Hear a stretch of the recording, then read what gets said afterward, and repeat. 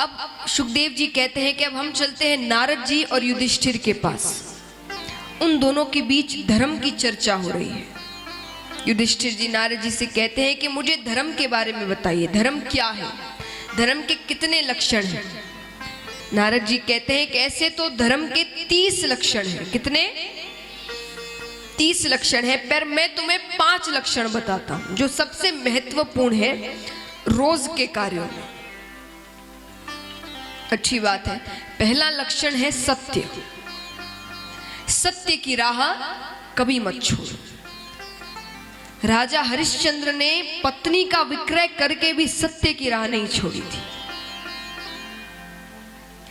जितना हो सके, जब जब हो सके सत्य बोलो। इसलिए मैंने कहा जितना हो सके, क्योंकि हम सब जानते हैं आज के समय में थोड़ा बहुत झूठ तो सभी बोलते हैं,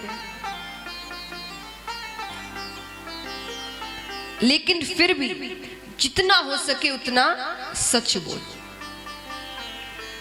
ये पहला लक्षण है। दूसरा लक्षण है दया, जो आजकल बिल्कुल भी नहीं है,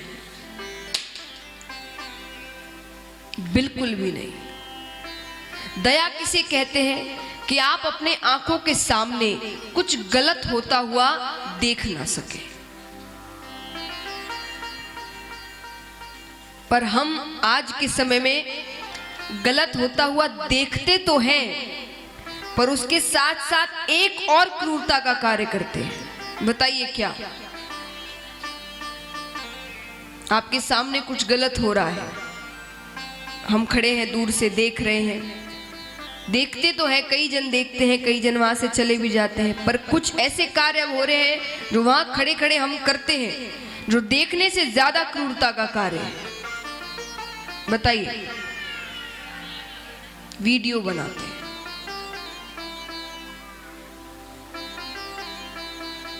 किसी के साथ गलत हो रहा है, उसे रोकने की बजाय हम उसका वीडियो बनाते हैं। इसका मतलब दया नहीं रही,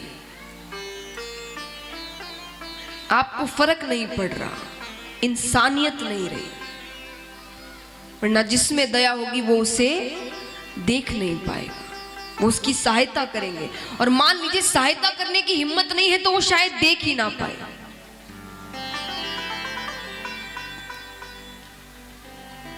तो दया नहीं छोड़नी है।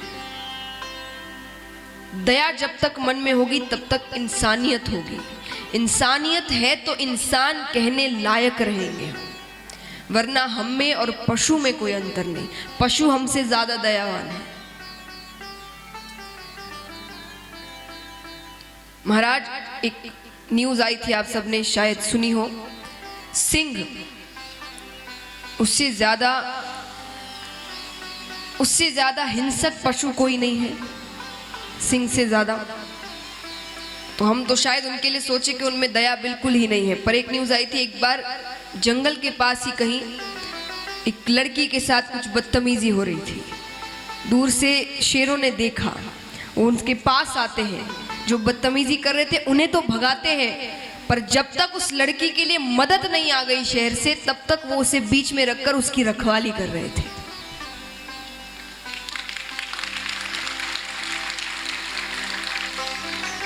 उनमें भी दया है, हम में नहीं है।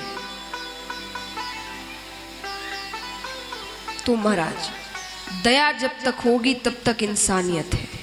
दया नहीं छोड़नी है। और कभी भी किसी गरीब को भी देखते हैं, किसी दिव्यांग को देखते हैं, जिसे जरूरत है, जिन्हें सहायता की जरूरत है, उनकी सहायता करिए, ये भी दया है। तो महाराज, ये धर्म का दूसरा लक्षण है। तीसरा लक्षण है पवित्रता। पवित्रता रखें, खुद साफ सुथरे रहे, घर को साफ सुथरा रखें। यह है तीसरा लक्षण। चौथा लक्षण है तपश्चर्या। शरीर को तो चलिए पवित्र रखते ही हैं, साफ रखते हैं, आजकल नए नए शैम्पू साबुन आ गए हैं। मन को भी उतना साफ रखें, वाणी को पवित्र रखें।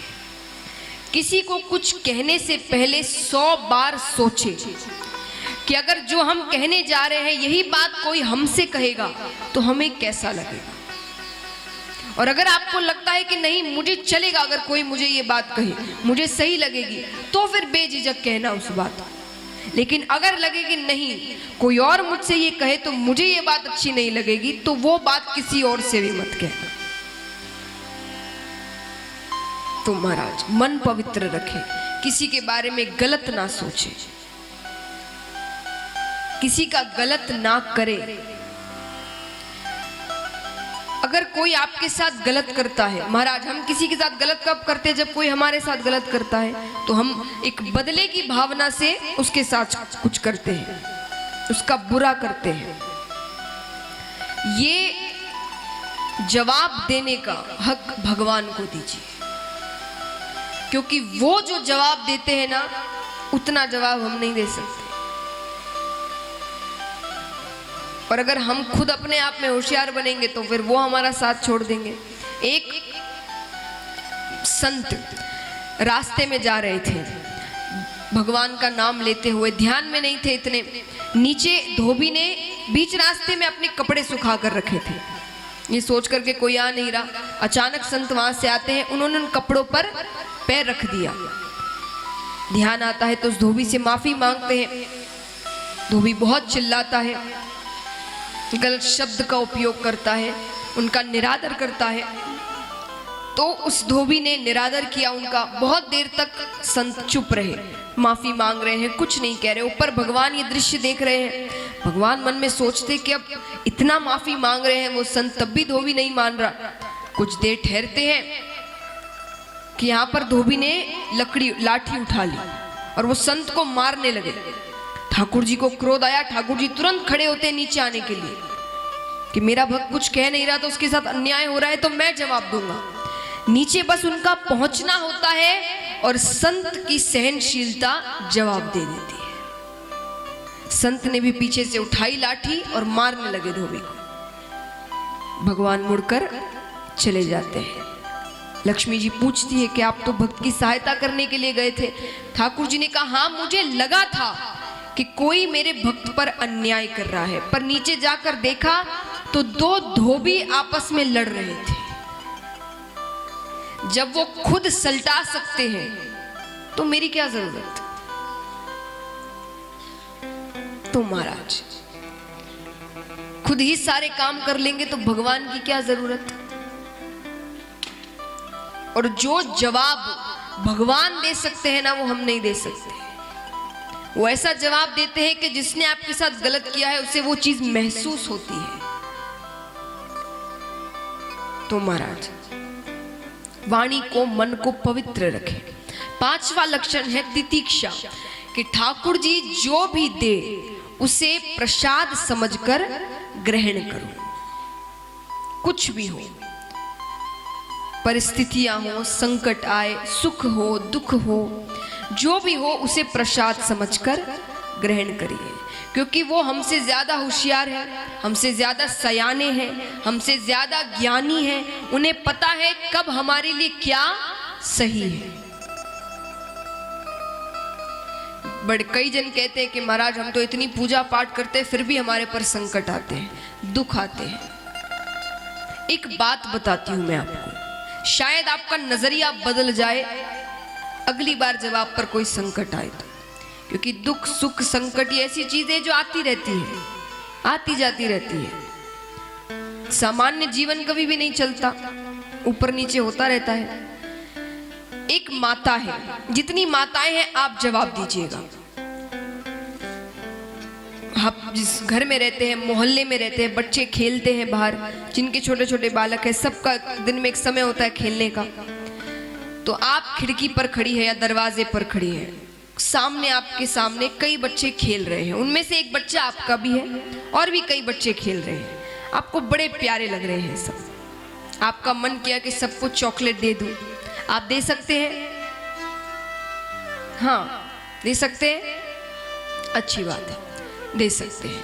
थोड़ी देर बाद आप देखते हैं कि वो बच्चे शैतानी कर रहे हैं, बदमाशी कर रहे हैं। आपको क्रोध आ जाता है। आप सबको थप्पड़ मार सकते हैं? नहीं मार सकते। आप किसे मार सकते हैं? अपने बच्चे को। तो भगवान सुख सबको दे सकते हैं, पर संकट वो उसे ही देते हैं जिसे वो अपना समझते हैं। क्यों? क्योंकि उस समय समझ लेना कोई संकट आए तो हमने कुछ गलत किया था, वो गलत करने का नतीजा है कि भगवान ने हमें थप्पड़ मारा है, या हमारे माता पिता ने हमें थप्पड़ मारा है। तो उस समय ये मत सोचना कि हमने तो इतनी पूजा पाठ की फिर भी भगवान संकट दे रहे। अच्छा है दे रहे हैं, क्योंकि संकटों में, दुख में हम रोते हैं, प्रायश्चित करते हैं, उससे हमारे पाप कटते हैं। तो अगली बार संकट आए तो धन्यवाद करना कि भगवान हमारे पाप जल्द से जल्द खत्म कर रहे हैं। तो महाराज, दृष्टि बदलने की जरूरत है। संकटों में भी एक उम्मीद मिलती है। तो महाराज, तितिक्षा, भगवान पर भरोसा करना है कि वो जो करते हैं सही करते हैं, सोच समझ कर करते हैं। अब महाराज, यहां पर स्त्रियों के धर्म के बारे में भी बताया गया। स्त्रियों का क्या धर्म है? स्त्रियों का धर्म बताया गया है कि उन्हें पतिव्रता धर्म का पालन करना चाहिए। अब आजकल तो हर व्रत दो दो हो गए हैं, एक पतिव्रता, एक पत्नी व्रता, और पत्नी व्रता ज्यादा चल रहा है आजकल।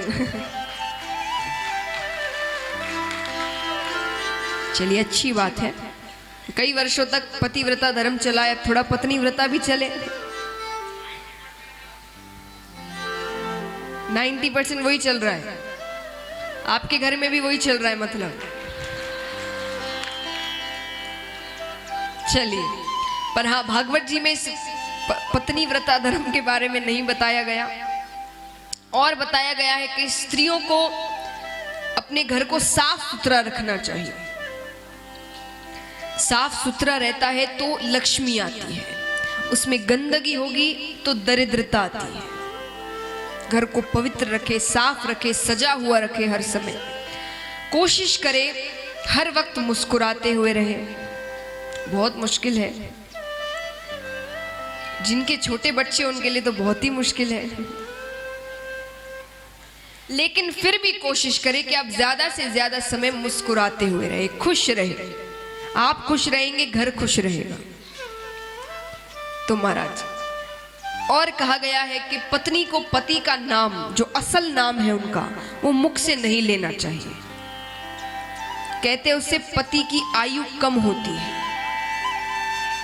आजकल नहीं मानते इतना, पर अभी भी हम गांव वगैरह में जाएंगे तो वहां पर पति का नाम मुख से नहीं लेते हैं। जो असल नाम है आप वो ना लें उनका। एक प्रसंग आपको सुनाती हूँ। एक बार एक महिला वो सत्संग में की कथा में जाती है अपनी जेठ जी की बेटी चंपा के साथ। तो कथा में सब बैठे हैं, कथा में आप कथा भी सुन रहे हैं, भजन भी होते हैं, आप सब भजन सुनते हैं। तो महाराज जी ने भी एक भजन गाया। महाराज जी ने गाया कि जय रघुनंदन कंस निकंदन देवकी नंदन त्वम शरण। सब गा रहे हैं सिवाय उस महिला के। उस महिला के पति का नाम था देवकी नंदन, वो नहीं गा रही। देखते देखते महाराज जी की नजर उस महिला पर पड़ती है। महाराज जी देख रहे कि पंडाल में एक एक भक्त गा रहा है सिवाय उस महिला के। कुछ देर तो देखते, फिर महाराज जी ने उनकी ओर इशारा किया कि आप भी गाइए। अब महिला को लगा कि मुझे महाराज जी ने भी देख लिया। थोड़ा सोचती है, चंपा की ओर ध्यान जाता है, फिर गाती है कि जय रघुनंदन कंस निकंदन चंपा के चाचा त्वम शरणम।